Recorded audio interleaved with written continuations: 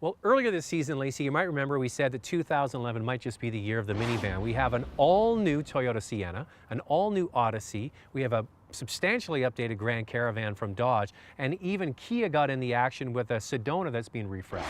Well, Nissan's been out of the minivan market for about a year, and they're back with an all-new Quest. There's an old saying that says if you can't beat 'em, join 'em.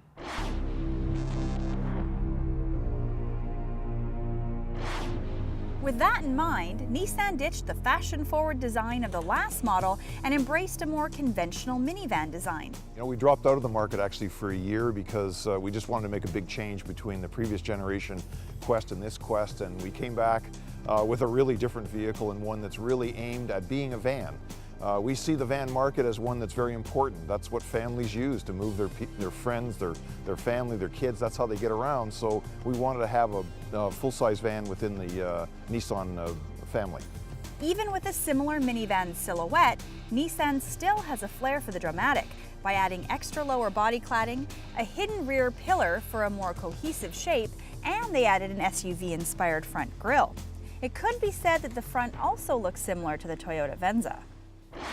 Now, the Quest is the tallest of the minivans. It's not the longest or the widest, even though it might look like it. That distinction goes to the Honda Odyssey. The back of the van is fairly straight, as we mentioned, and it does come with an available automatic lift gate. The problem is you have to get to the top two trim levels in order to get this feature. Not available on the base model, and it's expensive. The back cargo area of the Quest is unique because when the third row is folded down, they flip forward.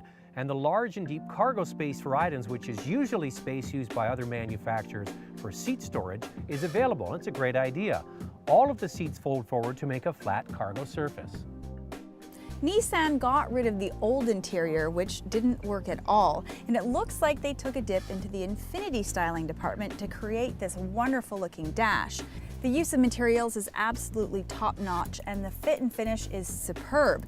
The center console and control is the same layout and system that we've seen in other Infinity and Nissan products, and I think it's one of the easiest to use. Now, when the gear shift is engaged, it does obscure the radio controls a little bit. If you want to get steering wheel mounted radio controls, you're going to have to get one of the top two trims. The base model starts at just under $30,000, and it comes equipped with push-button start, in-dash CD changer, auxiliary jack, and power rear windows. It should be pointed out that in order to get Bluetooth and USB connectivity, the almost $39,000 SL model has to be chosen. That's not good packaging. Now, we should point out that the back sliding door isn't that wide, but once you're inside, you're welcomed by two very wide and comfortable captain's chairs. Sure, they're comfortable, but if you want a bench seat to make this van into an 8-passenger, it's not available with Nissan. You're going to have to look somewhere else. So how does this Quest stack up on the road? Well, the reference that we made earlier to Infinity also applies to its road manners.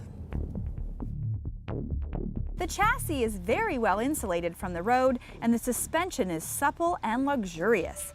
We'd have to get a Chrysler Town & Country to compare back to back to see which one's quieter, but the Quest might just be the smoothest and the quietest on the market. The same engine and transmission setup found in the Maxima and Murano propels this stylish van with ease.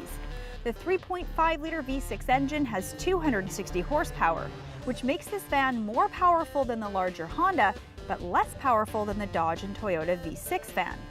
The real star of the Quest is the continuously variable transmission.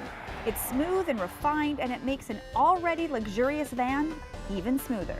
Well, actually the vehicle is considerably different from the one we had previously. For one thing, we've adopted our CVT transmission to it, so this means we get extremely high fuel economy, very smooth, very quiet ride, a very easy car to drive. Almost anybody who drives it gets out of it saying, wow, is that ever a nice, pleasant car.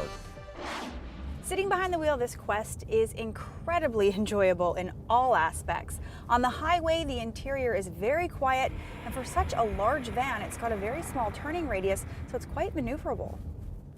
Now, we did mention that this is the tallest van in the minivan bunch, and you know what? It does feel a little bit top heavy when you throw it into the corners. Now, you add in the overly boosted and light feeling steering, and this van doesn't feel as crisp in the corners as the new Dodge Grand Caravan, the Sienna, and the Odyssey. They've worked hard at dialing in the suspension on those vehicles. For drivers that could care less about handling but place comfort high on their priorities, the Quest has the edge over the competition. It isn't just the ride, but also the seats and ample room inside.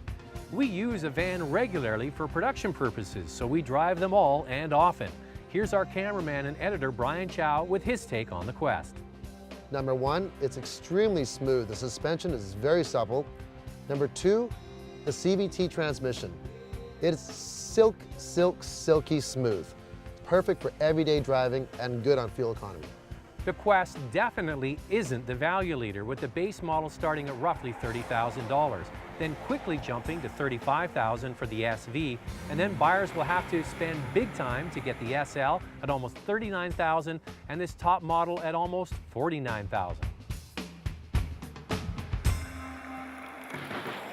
So Zach, where does this new Quest fit into the minivan pack? Well, I think it's definitely shooting for the premium minivan market. It is not cheap, but if you look at it, it has some excellent features. First and foremost, I like the styling on the outside, and the inside is beautifully finished. It is a wonderful, smooth and refined ride and plenty of power. I think on the downside, it's not very well equipped at the base model. You have to go up to that $39,000 price mark to get it very nicely equipped, and that's way more money than some of the other vans in the marketplace. And on the driving side, the steering is just a little bit overboosted and too light for my taste, but that's a personal preference. What do you think? Zach, I love this van. The first thing that really stands out for me is the interior. The overall design and layout's really easy to use, and the use of fabrics is just superb. The continuously variable transmission is so smooth, and the interior is unbelievably quiet. And you know what? For a big van, it's very maneuverable, so it's a great vehicle for the city or the highway. And on the downside, I don't really like the styling, and it's too bad that you can't get it configured as an 8-seater van, and that's really about it. You know what, I think that if you're a value shopper, the Quest probably isn't going to be on your list. But if you're shooting for one of those top trim level Siennas or Odyssey, the Quest competes quite nicely.